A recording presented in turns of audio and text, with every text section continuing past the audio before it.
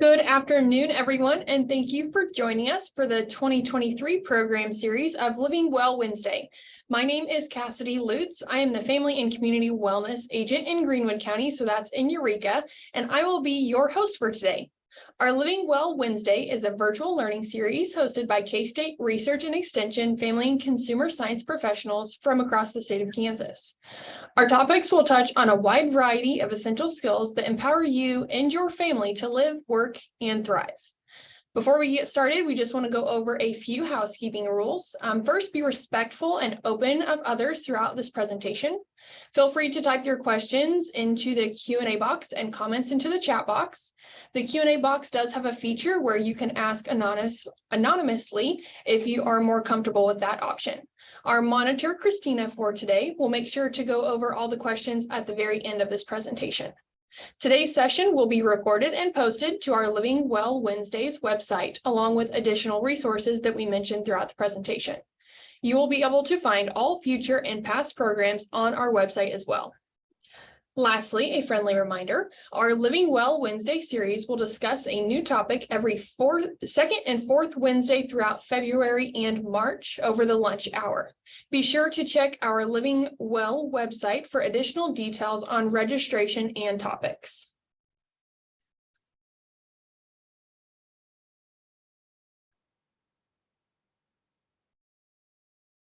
Next, we want to acknowledge that K-State Research and Extension is an equal opportunity employer. Therefore, we do not discriminate against anyone. So if there is a special request or concern that you need to allow to attend for our programs, just reach out to us and please let us know.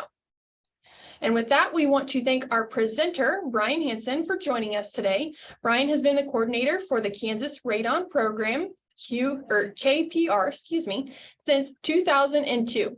The KPR provides direct technical assistance and public education on radon via their website, which we're going to put in the chat box. It's kansasradonprogram.org, or you can contact their phone number at 800-693-5343, and that will be in the chat as well. And with that, I'll go ahead and turn it over to Brian. Thank you. Thank you, Cassidy. Give me just a moment to arrange my screen.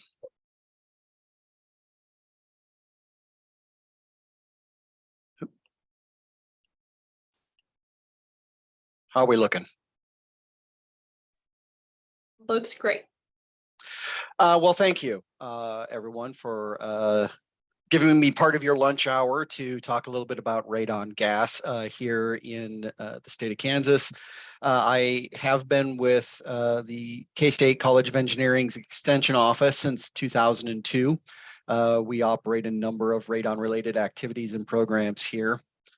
And today, I just wanted to take a little bit of time and introduce some of the basic concepts behind radon, residential radon gas exposure, why that's a concern for us, how do we identify what the issue is in any given residence, and if we find that we do have a high radon value, what do we do to remedy that issue? Which means we need to start a little bit at the beginning. And this is a complicated topic for a lot of people because we're talking a little bit of radiation physics here. You know, radon is a naturally occurring radioactive soil gas. It's generated in all soils everywhere throughout the world to greater or lesser extents due to the ongoing radioactive decay of uranium that's present in at least small concentrations in all soils everywhere. But since it's a gas, it can leave the soil and migrate into our buildings that are in contact with our soil. Houses, condos, schools, offices, what have you. And we have found that there are elevated levels of radon in buildings in every state in the country. The only thing that kind of differs from area to area is what percentage of houses or other types of buildings we might expect to be high for radon. Now, chemically speaking, radon isn't a problem for us. Radon is an inert gas, which means it doesn't form chemical compounds, which means in terms of its chemical properties, radon is not an allergen, radon is not an asthmatic. Our concern comes from the long-term additional radiological dose exposure from radon in the indoor environment. And I'm going to talk more about that in our specific health concern here in a moment. But here then is our basic pathway for entry. Uranium eventually decays in the soil to metallic radium. Metallic radium decays into radon gas. Being a gas, radon becomes mobile. And since there is a higher concentration of radon in the soil compared to the outdoor air, we have a natural concentration gradient for the radon to flow towards the atmosphere. The challenge is that our houses get in the way. So the radon that's rising up towards the air that comes up underneath our foundations, it's captured by our foundations. If you think for a moment about how we build a house, we dig down into the soil and we drop a loop of concrete. That's the footer that's going to support the house over time. We drop on top of that footer a slab of concrete, functionally making an upside down bowl in the soil. So the radon that's migrating towards the air that comes into that bowl is captured by the bowl. It's further concentrated. And when you couple that with the fact that when a house is closed, like it is when you're running your furnace or your air conditioner, the house by design generates a slight negative atmospheric pressure. That negative atmospheric pressure is there to pull fresh air into the home continuously so that you're not keeling over from lack of oxygen in the house.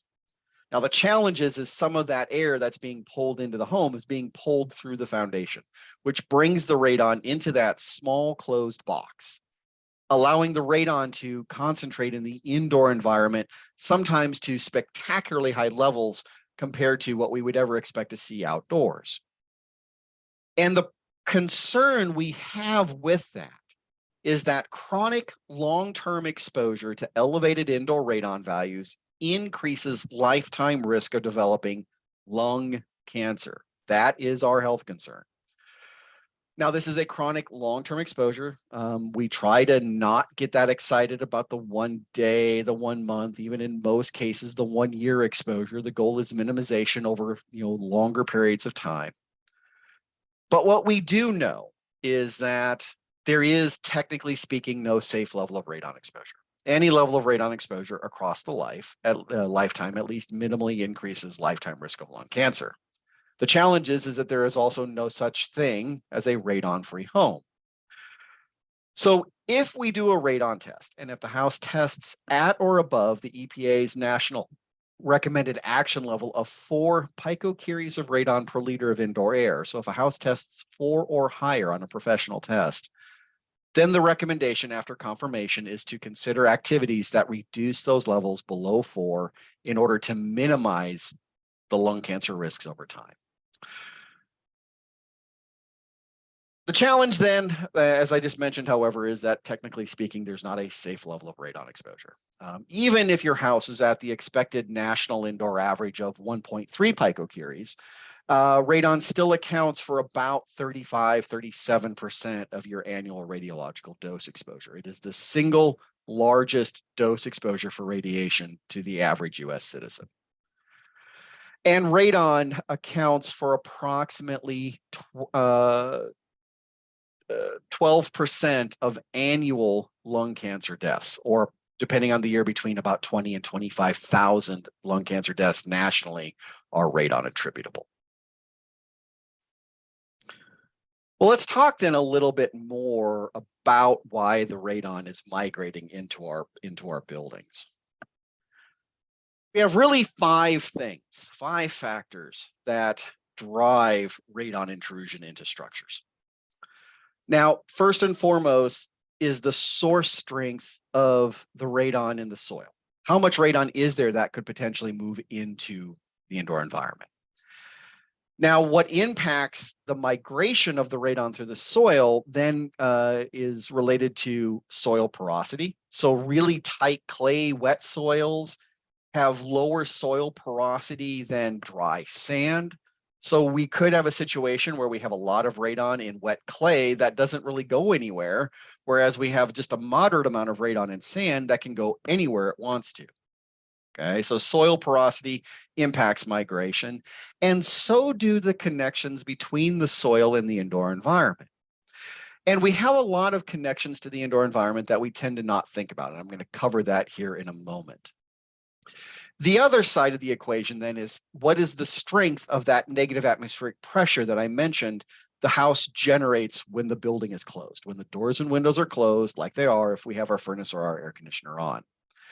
So the strength of that negative vacuum is dependent on some things we're going to talk about. But then we also have, as a dilutant factor, how much outdoor air is intruding into the house as well. So between these 5 things, there is absolutely no way to look at any given house and to predict whether it will have a high radon value or not. Until we actually test a house for radon, as we're going to talk about here in a bit, we just cannot know what a radon value might look like in that situation. Now, very briefly, in terms of sources, where can the radon be coming from? In the upper Great Plains, so all through Kansas, Nebraska, North and South Dakota, Oklahoma, Texas, etc. Our expectation is that the overwhelming amount of radon that is intruding into a structure is going to be from soil gas directly beneath the foundation. Now, in some regions of the country, such as Maine, New England, Appalachia, some of the other mountain areas, mountainous areas of the country, there can be the potential for radon intrusion from well water when houses are attached to private wells. Not something we typically see or get too concerned with here in Kansas. And in extraordinarily rare instances, there may be a little bit of release from radon from building materials in homes. This is rarely, however, going to be a significant amount of indoor radon. One example of this would be the fact that all granite countertops release at least minimal amounts of radon to the indoor environment, because all granite slabs will have at least trace amounts of uranium in them, which is again our source for radon. But it's extraordinarily rare that we're going to, in a single family environment anyway, see substantial radon coming off of our building materials.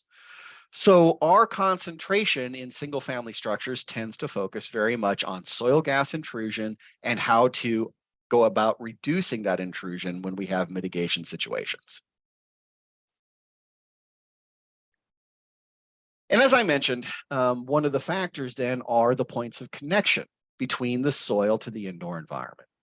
And what you're seeing here are just some examples of points of connection that we often overlook, because we forget that we're talking about an atomic scale element, right? We're talking about something that is extraordinarily small. The best analogy that I can give you is if you can picture yourself standing next to the Grand Canyon, and if you could see yourself flicking a ping pong ball off your thumb into the Grand Canyon, that's the equivalent of a molecule of radon to a 1/16 of an inch crack in your floor. So where your floor meets your exterior wall, we call this the floor to wall to footer joint. That's the Grand Canyon for radon intrusion. So we don't necessarily have to have big, huge holes in our slab to get a lot of radon coming into the house if our other factors, source strength, soil porosity, negative vacuum, are all there and in a position to maximize the radon movement through those types of penetrations. But it's also not terribly uncommon for us to have situations where there are large holes in our slabs that we don't know about. What you're looking at in all 3 of these pictures are intentional holes in a house's slab that were left there for the plumbers for areas such as bathtubs, right? And when the plumber is done installing the bathtub and then the framer comes in and puts up the wall, the plumber does not, in most cases, seal this hole in the concrete shut in any way. So this hole underneath our bathtub that we don't know is there necessarily is not only a point of entry for radon into the house, but it can also be a point of loss of efficiency if we have to put in a radon reduction system to bring radon levels down. So one of the factors that we have, not only in terms of radon intrusion, are the holes in the foundation, but one of our things we have to deal with in terms of radon mitigation is identifying our major points of entry and in some way trying to seal them shut to increase the efficiency of our radon reduction systems. But one of the fun things about radon, and I get to say this in public and nobody can get mad at me because it's a true statement. All of your houses suck. period. When a house is closed, it generates that negative vacuum that I was talking about. And I'm going to talk a little bit about what drives that negative vacuum here, because if we understand a little bit about the air dynamics of the house, it makes us better understand the testing methodologies for radon and the mitigation methodologies for radon as well. Now, these vacuums may be very small and are referred to as air pressure differentials. And we really have three factors that drive these types of air pressure differentials. And I'm going to talk about the middle one, stack effect, here in more detail in a moment, because in winter, stack effect is dominant. Okay, but we can have wind effects. When we have high sustained winds, these can alter radon values in houses, particularly as houses or buildings become more taller in height. The taller the building, the more impact wind can have on radon intrusion. Combustion and ventilation impacts, such as your furnace, your air conditioner, air-to-air heat exchangers for air quality. All of these things can alter our air pressure differentials. But the real driver, and that is being kind of influenced by wind and our HVAC systems, is this what we call stack effect. And if you've ever lived in a multi-story house, you may never have heard the term, but you've encountered the phenomenon. Stack effect is the phenomenon that warm air is lighter in weight than cool air. So as air warms in a home, it rises up through the house, begins to escape out of the home, creating a void, a vacuum below the neutral pressure plane of the house. And now where the neutral pressure plane is varies. We have it shown here as in the middle of the home, but that's not necessarily where it would be in the house you currently live in. Stack effect is driven by the indoor to outdoor temperature differential. So when we are in winter, then, when we're actively heating the air in the home, we are maximizing the stack effect of the house. Thereby, we expect the highest annualized radon values in most homes to be during the winter months. This is why January is Kansas Radon Action Month and National Radon Action Month, and why we encourage radon testing to occur in the January to March period. This helps us to better characterize what our maximum radon values might look like in a house. So if the driving factor then for the stack effect of the home is that indoor to outdoor temperature differential, is it reasonable then to assume that climates impact radon concentrations on a national level? And the answer kind of depends on your definition of reasonable. In 1993, EPA, the U.S. Environmental Protection Agency, published a national risk assessment map for radon. And you can see a more updated map for Kansas at kansasradonprogram.org. But in this risk map, all 3,100 counties in the United States were giving a zone designation. Zone 1 counties are counties where the expected countywide average of indoor radon values would be at or above that action level of 4. Zone 2 counties, the expected countywide average of radon values would be about 2 to 3.9. And Zone 3 counties, the countywide averages would probably be less than 2. And from this map, we can take a quick look at it, and you can see where there's a lot of our red, where most of our Zone 1 counties are in the areas of the country with the longest sustained heating seasons. So yes, climate does tend to have an impact on potential risk. And since Kansas is in one of those kind of climate border states, where we can go out and we have out there these climate charts that help us to determine what the basic climates look like in the different areas of the country. Kansas is kind of there on the border, and depending on the year, we might have a really hard winter, and depending on the year, we might have a little bit weaker winter. It depends on a number of meteorological issues. But yes, climate does tend to have a fair degree of impact. The areas of the country with the lowest average annual radon values tend to be the areas of the country with the greatest number of fair weather days. Okay, so we can look at all this, and I will make this PDF available to KSCRE Living Well, and they can post this with the other materials as well if you would like to take a look at this in more detail. Well, but what if?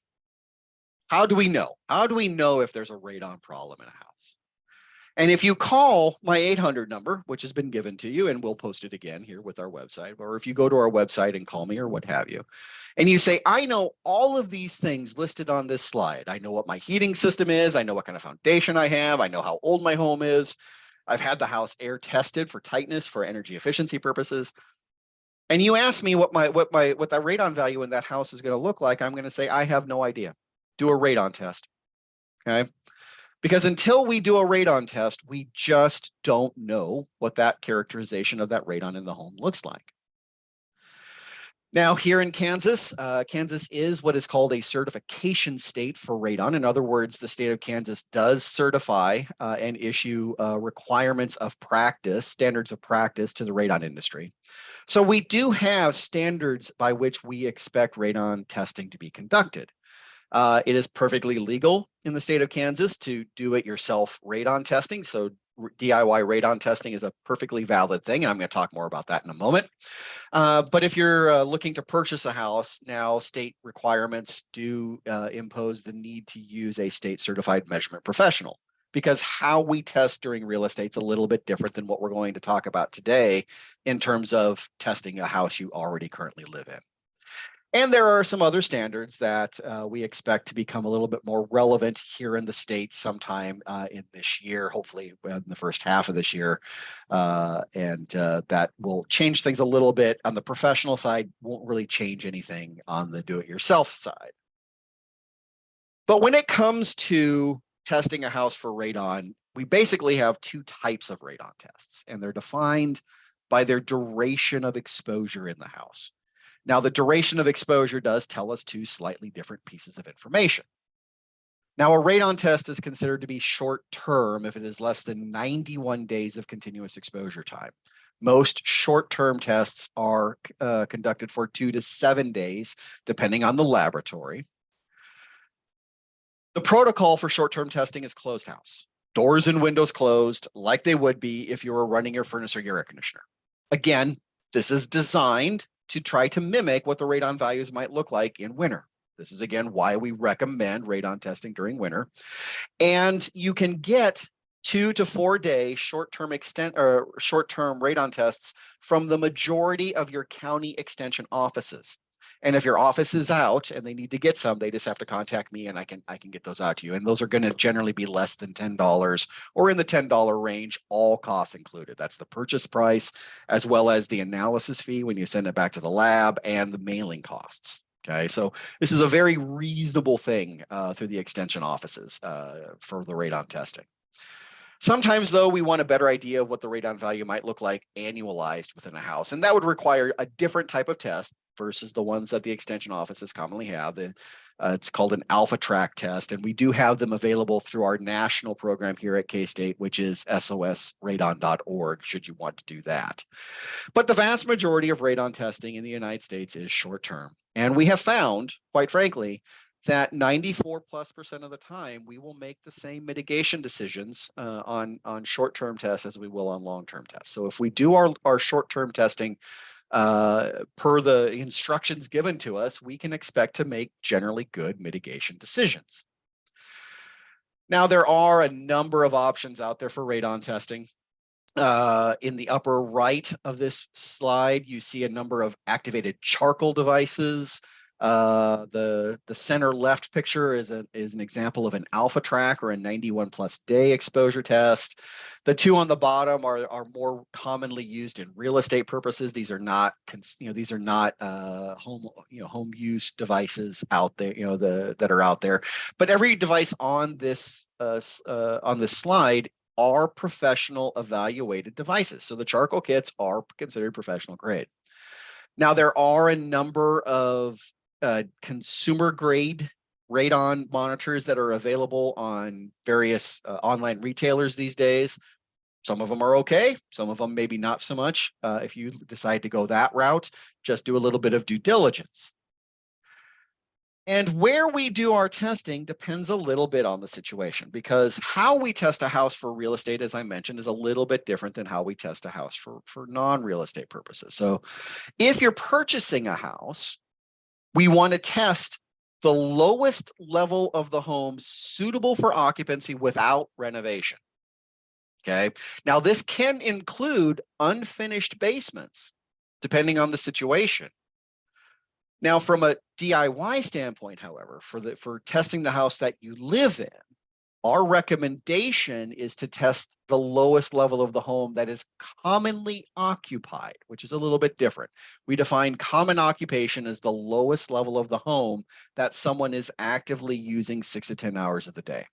Because with the homeowner testing, we want to actually test what you're being exposed to. Whereas in a real estate situation, we're testing a potential exposure. That said, even if you're not really using your basement, if you have one, and if your basement is finished or partially finished, and that that would mean that a real estate test would be conducted in that basement, we do recommend still doing the test in that basement because that's where it would happen if you were to sell the house and the buyer was to request one. That way you have the best information available in that situation. Well, we do a couple of tests. We confirm that the house is indeed elevated. We have a radon value that is consistently at or above that action level of 4. What are we going to do? What do we do to reduce these values? Now, since in Kansas, the expectation is that the majority of the radon is coming from the soil beneath the foundation, and since the primary driving force for that radon intrusion is the strength of that negative vacuum that the house is putting on the soil, the most common radon reduction method takes advantage of that.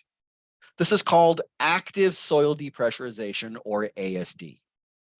Now, the goal with an ASD system is to generate this much more, just a hair's breadth more negative vacuum directly on the soil from the mitigation system than the house generates naturally in the middle of winter when we're heating the home. That's our goal. We're not trying to create a massive black hole of vacuum beneath your foundation. And in fact, quite frankly, contrary to most Americans' beliefs, in the vast majority of cases, bigger mitigation systems do not equate to lower radon values, right? We want to put in the mitigation system that is just at the absolute minimum we need to beat the house in the dead of winter. Unfortunately, sealing and caulking of those entry points is never been shown to be an effective standalone radon control mechanism, but a lot of sealing of these entry points can radically increase the efficiency of an active soil depressurization system. It is sometimes a situation where ASD will not be something that is feasible because of the design or the build of the structure. I will state that outside of Florida, nationally, probably better than 98% of installed mitigation systems, probably better than 99% of installed mitigation systems are ASD systems. But every now and again, we're going to find a house or a building that we have to mitigate that we just can't make ASD work very well in. Then we might attempt a ventilation approach where we're going to attempt to dilute the radon after it's entered into the structure. That's always the non-preferential way. We want to prevent the intrusion rather than deal with the intrusion after it's already occurred. But sometimes it might be an option for us. Now, these systems are relatively straightforward, and this is just the very bare bones of these systems. But you can see the two most common installations pictured here. We have a 3 to 4 inch PVC ventilation pipe that connects the soil gas beneath our foundations to the outdoor air. Either ran up through the house, exiting through the attic and the roof, or taken to the outside of the house and ran up the outside of the home. And we have an inline suction fan that's going to generate that direct vacuum. So we're taking the radon continuously from beneath the foundation and pushing it to the outdoor air, which is where it's trying to get to. The house, however, is just getting in the way of that movement. And we can apply these types of systems to pretty much any foundation type out there. Okay, whether you have a slab on grade home, you have a house with a basement, you have a house over a crawl space, or some variation thereof, we can apply ASD systems to it with a little bit of work. So this really is the workhorse control mechanism for radon intrusion into any building, whether it's a residence or a school or an office or what have you. And when we do this right, these systems work. Kansas became a certification state in 2011. Since then, the industry has been required to provide us with their annualized data, both the measurement people and the mitigation people. The average starting radon value of all of the homes that had mitigation systems installed in them since 2011 is about 9.5 picocuries. The average post-installation radon tests are coming in about 1.7 picocuries. This is real long-term lung cancer risk reduction that we can demonstrate with our numbers. This is one of the nice things about this particular environmental health risk, if we can say it that way. We can show you in the numbers that we are reducing our exposures. Doesn't eliminate the risk, but it controls the risk to an extent that is reasonable. Now, a handful of communities have adopted the requirement over the last 15 years or so to include passive radon systems while houses are being built. This does give us a little bit of radon control. Sometimes it's enough to keep us below the action level of 4, sometimes it's not. But what we're going to do in this situation is just build the vent stack into the house as the house is being built, directly connecting the soil to the outdoor air. Now we try this at first without a fan, we test the house, and if the house is still elevated, then we put a fan in it, generally a much smaller fan than we would use in a retrofit situation to get good radon control in a house. At the moment, the communities in Kansas that we are aware of since 2001, and again, this only applies after this has been adopted locally, so not all houses since 2001 have been built with these. But Manhattan was the first community to require this in Kansas. Topeka, Lawrence, Junction City, Salina, DeSoto, Eudora, Gardner, Lenexa, and Olathe are the communities that we are directly aware of that are requiring these or have started to require these over really the last 5 to 7 years for the majority of those communities. And in a passive system situation, all we're doing is we're taking advantage of that stack effect to generate a passive, non-electricity driven vacuum on the soil. Sometimes this is sufficient. Sometimes it's not to keep us under the action level. But when we do it up front, we can dramatically reduce the costs compared to retrofitting a radon mitigation system to an existing home. So one of our focus efforts in the Kansas Radon program is to encourage communities to adopt radon resistant new construction building codes. And we can help with that. We can provide the education on that, what to look at, how to make it work, etc. And just to kind of close this up, I just want to give you an idea of what the different policies kind of look like around Kansas and around the country related to radon, because these are common questions we get on all of our hotlines. The colored states in some form require the disclosure of known radon results if you are to sell a house. So this is becoming extremely common throughout the country. These are the states that in some way certify and oversee the radon industry. You can see Kansas is on this list, and we have been on this list since 2011. States that require those passive systems at a statewide level are shown here. And then there are a handful of states, unfortunately, Kansas is not on this list, that do require some form of daycare testing, school testing, or both. This is one I would really like to see Kansas get on board with at some point in the fairly near future. Again, my name is Brian Hansen. I'm with the Kansas Radon program here at K-State. We run the National Radon Technical Assistance program for the US EPA out of Washington, D.C. We run the Kansas Radon program by contract with the Kansas Department of Health and Environment.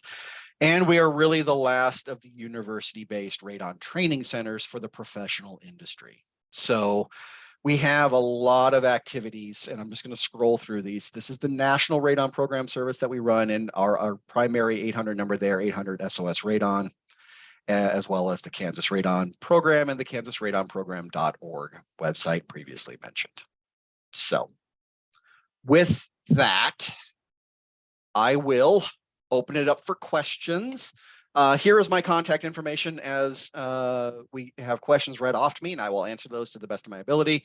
Feel free to print screen this slide, call my direct line, email me. We will get back in touch with you. I'll leave that up for a moment. Any questions from the Q&A for me to answer?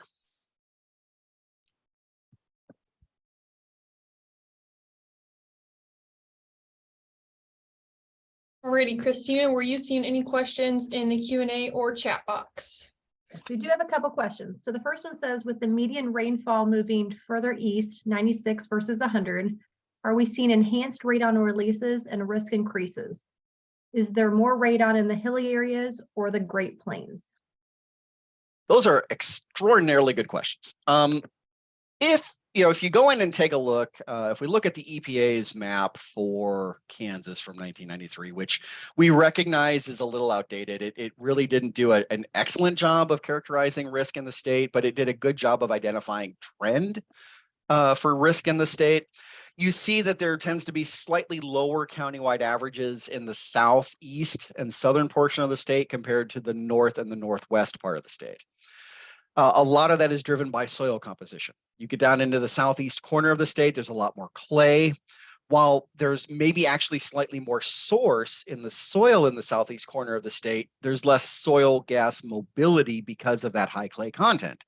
So we might have slightly more source in the southeast than we would in the north and the west, but in the north and the west, the soil types are a lot more sandy. So during the dry seasons, we have a lot more mobility of that radon. And that accounts for the majority of that kind of statewide differential. Now, the rainfall question is excellent. I appreciate that one.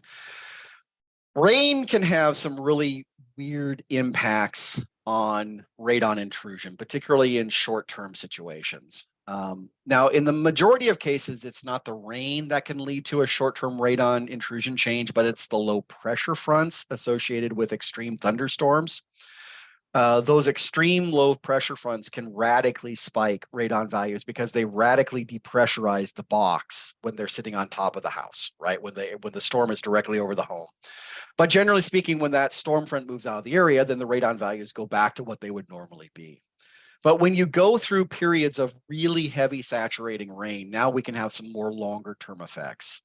Initially, if we go through a real soil saturation period, you're going to get an inflow of radon in the increase as the water table rises. But once the water table touches the foundation, now the water table dramatically reduces soil porosity. This actually inhibits radon entry, and then you get an artificial decrease in indoor radon values. The long and short of it is our recommendations is to never do radon testing if there is inclement weather forecast by your local meteorologist. Excellent questions. Thank you. One more question, Brian. So we test in the winter when the doors are closed, but radon is released more in the fair weather days? Not really, no. So the radon release in the soil is consistent throughout the year. What changes is the amount of vacuum that the house is generating on the box. So when the house is open, on those 5 days of the year in April or May, when we feel like it's nice enough, we can open up our doors and windows. We're not running our furnace or our air conditioner. I actually wrote it down on my calendar last year. I had 3 weeks from when I turned off my furnace in April to when I turned on my air conditioner in May, right? We just don't have a fair weather season in Kansas much anymore. But when a house is wide open, when the HVAC system is off, the negative vacuum, the vacuum differential between the inside and the soil is virtually zero. So there's no pull for the radon in there, and we have more air intrusion acting as a dilutant factor. So in terms of where we expect to see our radon values, they expect to be the highest in winter when we're running our furnaces, maximizing the stack effect of the house, followed by summer when the house is still closed and we're running our HVAC system. And then in the fair weather seasons, we actually expect the radon values to be a little bit more moderate compared to the rest of the year. Okay, one more question. If all houses in a city have a radon vent system, is there a lot of radon in the air? And if so, what happens to it? Sure. The answer is it doesn't change. There would be the same amount of radon getting into the atmosphere if there were no houses in the city than there would be if all the houses had radon mitigation systems. Because the radon, when it reaches the surface of the soil, whether it's from beneath the foundation or it's outside of your foundation and reaching the surface of the soil, in your garden, it's still just going into the atmosphere. So we aren't, in that situation, we wouldn't actually be changing the amount of radon hitting the atmosphere, just where it hits. And what the plume research on the mitigation systems indicates is that in even a 1 mile an hour wind, the radon value in the outdoor air is back down to ambient levels, about 0.4 picocuries, no more than 2 to 4 feet away from that exhaust point. That is an excellent question. Thank you very much. Don't currently have any more questions. Anybody else have any other questions they'd like to ask?